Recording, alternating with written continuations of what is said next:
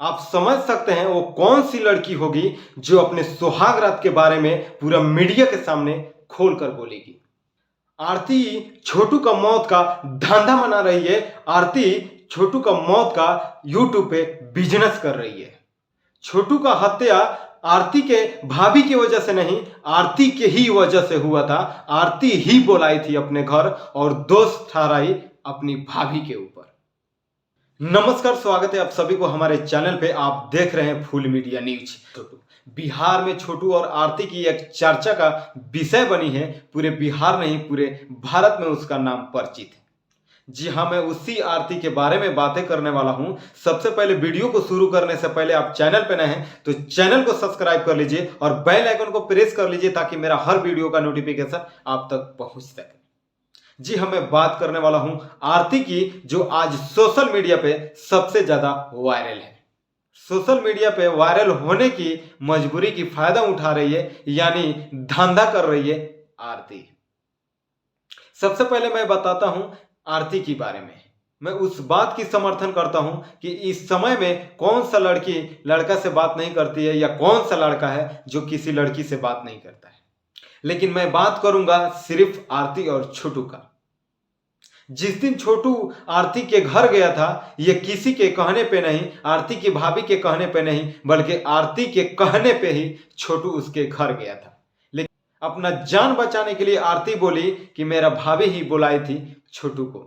आप समझ सकते हैं कि कौन ऐसा भाभी है या घर का कौन ऐसा सदस्य होता है जो अपने घर की लड़की को, लवर को घर बुलाते हैं। ये सारा सर झूठ बोली थी आरती, जबकि छोटू का बुलाने का हाथ सिर्फ आरती का है। छोटू आधे रात में आता है और जब आरती और छोटू एक साथ जब किसी कमरे में या बाहर जब किसी हरकत करने में जब दिखाई देते हैं, जब घर के लोग देखते हैं तो वहां पे सभी लोगों को खून खौल जाती है और वहां पे किसी परिवार को यह समझ में नहीं आता है कि मैं करूं तो क्या करूं। क्योंकि आप समझ सकते हैं, अगर किसी के घर के बहन और बेटी के साथ अगर कोई दूसरा लड़का या दूसरा मर्द उसके साथ पकड़ा है तो वहां पे आपका क्या सोच होगा, आपका क्या दिमाग कहेगा। वहां पे अपनी जान बचाई आरती और छोटू को बहुत ही मार पड़ा और यहां तक छोटू को हत्या कर दिया गया, यहां तक छोटू का जान चली गई।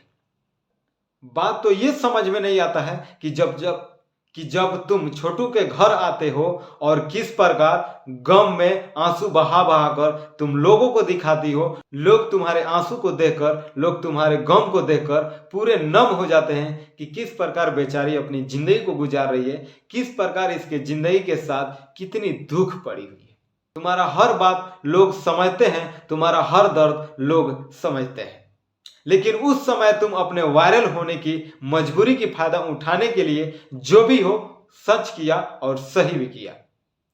उस समय किसी ने तुम्हारा सपोर्ट किया कि YouTube पर आइए और वीडियो बनाइए और YouTube के जरिए कुछ पैसा कमाने की प्रयास कीजिए। क्योंकि मैं बता दूं, अगर कोई भी इंसान किसी को जिंदगी गुजारने के लिए कुछ ना कुछ पैसे की जरूरत पड़ती है, कुछ ना कुछ चीज़ों की जरूरत पड़ती है, उस समय तुम YouTube पर आकर और वीडियो बनाती हो और दिखाती हो कि आज मैं खाना खा रहा हूँ तो मैं ये बना रहा हूँ, तो ये कर रही हूँ, वो कर रही हूँ।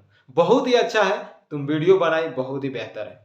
लेकिन समझ तो तब नहीं आता है कि तुम कितनी खुश होकर जिस लड़की का बॉयफ्रेंड या जिसको पति मानती थी, वो 2 महीना के अंदर में बर्थडे मनाए और खुशियां की ढंढोर बजाए, वहां पे क्या समझ में आता है आप समझ सकते हैं।